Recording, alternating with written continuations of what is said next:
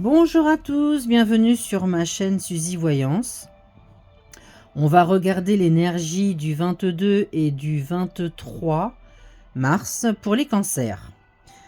N'hésitez pas à me contacter sur ma boîte mail si vous désirez une voyance privée ou un soin énergétique à distance. Je suis disponible, il n'y a pas de problème, n'hésitez pas à me contacter.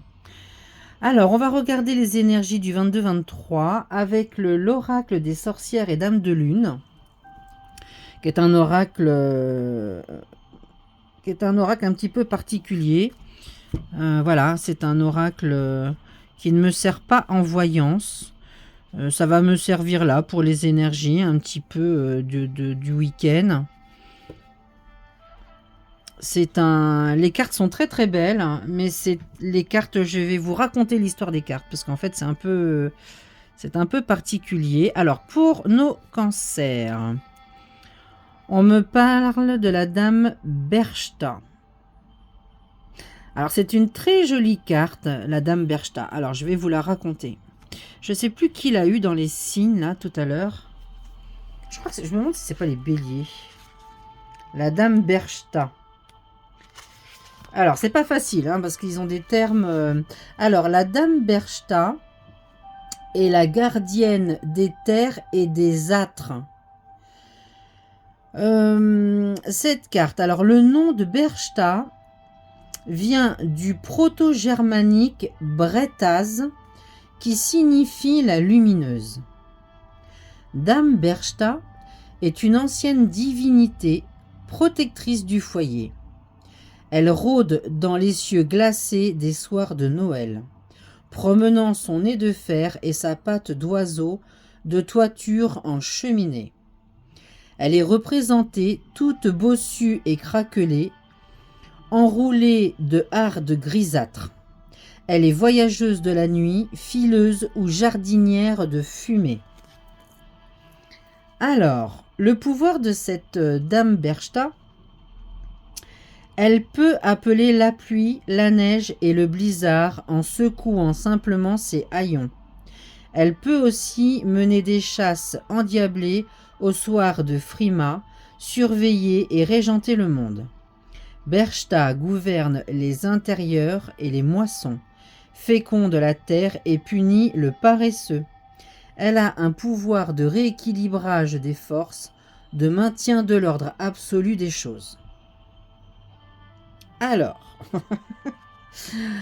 donc cette carte pour mes petits cancers, pour l'énergie là, pour votre week-end, c'est un week-end qui me parle de famille, qui me parle de foyer, qui me parle de rééquilibrage,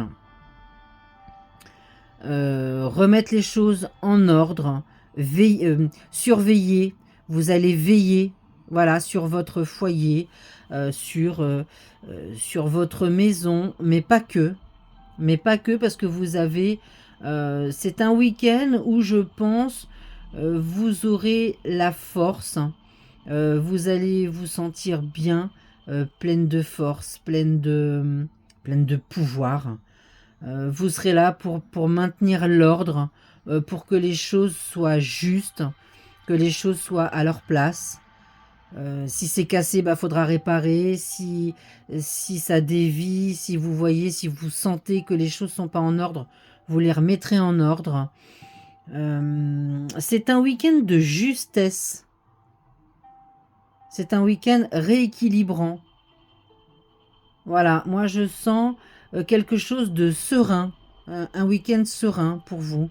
Un week-end sain. Vous serez dans votre élément. Dans votre élément. Vous allez être dans une énergie qui va vous correspondre ce week-end en fait. Moi c'est un petit peu ce que je ressens.